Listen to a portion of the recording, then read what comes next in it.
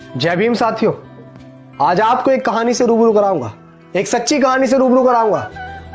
बाबा साहेब की एक सच्ची कहानी जिसको सुनकर आप सोचने पे मजबूर हो जाएंगे कि किसी व्यक्ति के अंदर इतना दिमाग कैसे हो सकता है, किसी महापुरुष के अंदर इतना दिमाग कैसे हो सकता है। मैं चाहूंगा आप इस वीडियो को पूरा देखें। जब बाबा साहेब लंदन से बैरिस्टर बनकर पहली बार भारत वापस लौटे और जब उन्होंने कोर्ट के अंदर, कचहरी के अंदर कदम रखा, तो लोगों ने, जितने भी कोर्ट के अंदर और वकील थे, सबने बाबा साहेब को देखकर यह पहचान लिया था कि ये तो वही है जो महार जाति का व्यक्ति है।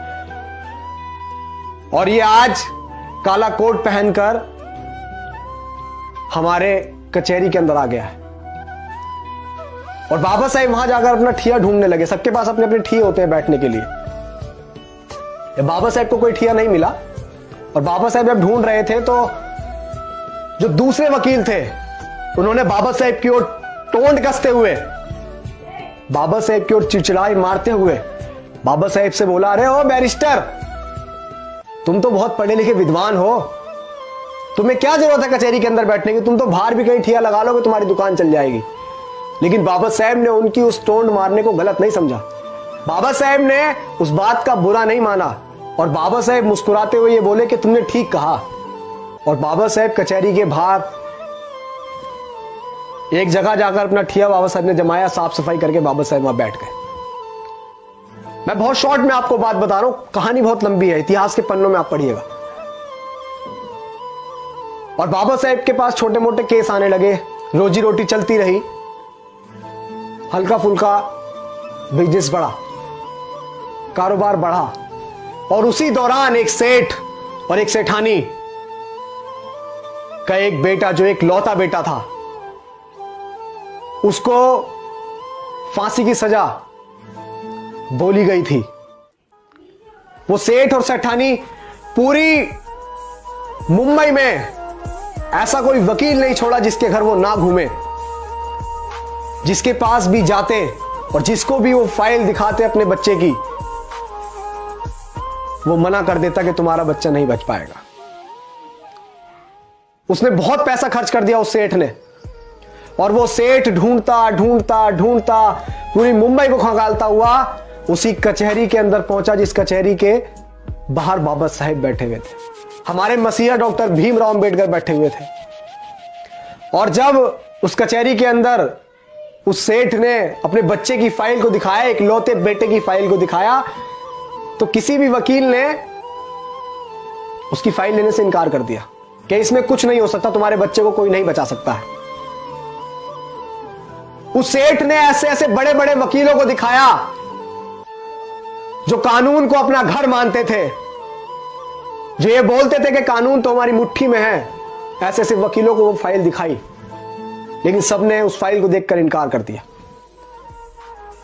और उस कचहरी के अंदर जो वकील बैठे हुए थे, कुछ वकीलों ने फिर से बाबा साहेब के ऊपर टोंट कसते हुए बोला कि अरे सेठ, तुम्हारा केस तो वो लड़ेगा, वो जो बाहर बैठा हुआ है, वो महार जाति का व्यक्ति, वो बहुत विद्वान है, वो पढ़ लिख कर आया है। वो बाबा साहेब पर टोंट कस रहे थे, हमारे मसीहा पर टोंट कस रहे थे,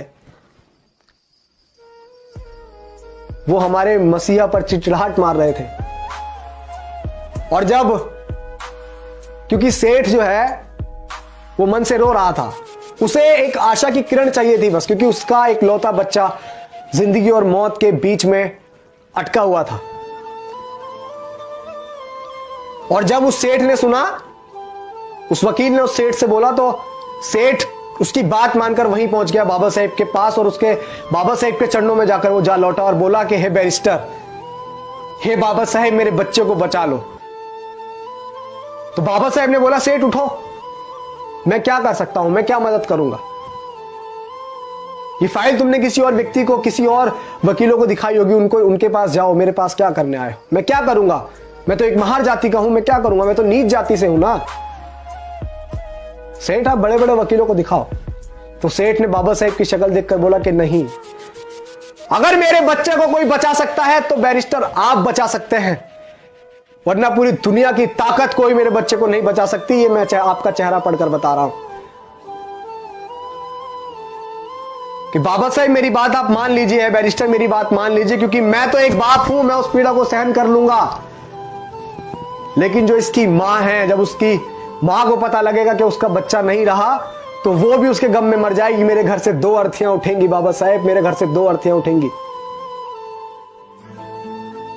मेरा एक लौता पूत है, मेरा इतना बड़ा कारोबार है, इतने बड़ा बिजनेस है, इसे कौन संभालेगा, क्या करूंगा मैं इसका।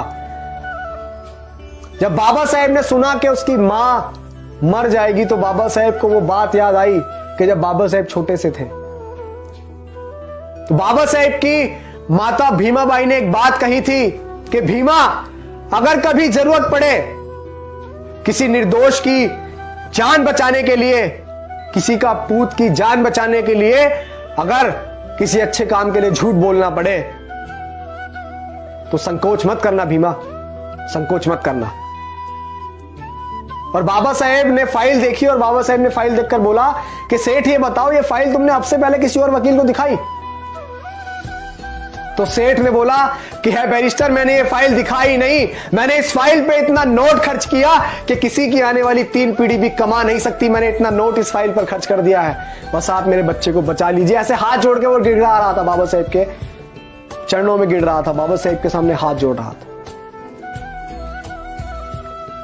और जब बाबा साहेब ने उसकी पीड़ा सुनी, उसकी फाइल देखी, तो बाबा साहेब ने बोला कि जाओ सेठ, मैं तुम्हारे बच्चे का केस लड़ूंगा, जाओ। और जब बाबा साहेब माने केस लड़ने को, तो वो सेठ बहुत खुश हुआ और उसने बोला कि मुझे यकीन है बाबा साहेब कि मेरा बच्चा अब बच जाएगा। जिंदगी और मौत में मात्र 10 दिन का फासला था, फांसी को 10 दिन बचे थे। कचहरी लगी, अदालत लगी, कोर्ट लगा। आप सुनिएगा बड़े ध्यान से कि किसी व्यक्ति में इतना दिमाग कैसे हो सकता है। हम क्यों बोलते हैं कि हमारे जो मसीहा, हमारे रहबर बाबा साहेब डॉक्टर भीमराव अंबेडकर जैसा दुनिया में और कोई नहीं हो सकता। ऐसे ही नहीं बोलते हम ये बात इसीलिए बोलते हैं क्योंकि उन्होंने ऐसा करके दिखाया। उनके दिमाग की बड़े बड़े लोग दाद दिया करते थे कि किसी व्यक्ति के अंदर दिमाग कैसे हो सकता है। कोर्ट लगा, कचहरी लगी, कोर्ट के अंदर दोनों पक्षों के वकील आए। जब बात बोली गई तो जज ने बोला कि अंबेडकर तुम कुछ दलील देना चाहोगे? तो बाबा साहेब ने बोला कि नहीं जज साहब, अपना फैसला सुनाइए आप, मैं कुछ नहीं कहूंगा। आप सोच रहे हैं, अब वो सेठ बड़े संकोच में था कि ये इसने तो बोला था कि मैं तुम्हारे बच्चे को बचा लूंगा और ये कोर्ट में कोई दलील भी नहीं दे रहा है। तो बाबा साहेब ने बोल दिया कि जज साहब आप फैसला सुनाओ। और वो सेठ अपने मन में कह रहा था कि अंबेडकर तुमने हमारे साथ अच्छा नहीं करा है बैरिस्टर, मैं बड़े आस के साथ तुम्हारे पास फाइल लेकर आया था, मैं तुम्हारे चेहरे को देखकर कह रहा था कि तुम मेरे बच्चे को बचा लोगे। और जब फांसी की सजा जज ने सुना दी और जब उसको लेकर गए, सुनिएगा बड़े गौर से और इस वीडियो को ज्यादा से ज्यादा शेयर भी कीजिएगा, जब उस लड़के को फांसी की ओर लेके गए और उसके गले में फंदा डाला ही था, तो बाबा साहब ने बोला बस जज साहब बस, आपने फांसी की सजा दी थी, आपने मौत नहीं दी थी। आप देखिए बाबा साहब का दिमाग। और उसी दिन से यह कार्रवाई चली आती है कि सजाए मौत, अगर किसी को मौत की सजा देनी होती है तो सजाए मौत कहा जाता है, यह नहीं कहा जाता कि सिर्फ फांसी की सजा।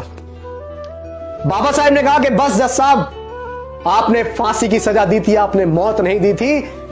और यह दिमाग देखकर बड़े से बड़े बैरिस्टर, बड़े से बड़े जो लोग बाबा साहब पे टोंट कसते थे, जो हमारे मसीहा को नीच अछूत बताते थे, जो महर जाति का बताते थे, वो लोग चुप हो गए। और हमारे बाबा साहब शेर की तरह उस बच्चे को छुड़ाकर उस मां के पास लेके गए कि ये ले तेरे तरह बच्चा। और बाबा साहब ने उस निर्दोष की जान बचाई। ऐसे थे हमारे मसीहा। और हमारे मसीहा ने हमें बहुत अच्छा जीवन देने के लिए बहुत कुछ सहा है। तो आप सभी से गुजारिश है कि बाबा साहेब की मूवमेंट में हिस्सा बनिए, इस मूवमेंट का हिस्सा बनिए और समझिए कि बाबा साहेब का कारवां क्या था, उनकी कुर्बानियां क्या थी। किताबों में पढ़िए। जय भीम, जय भारत।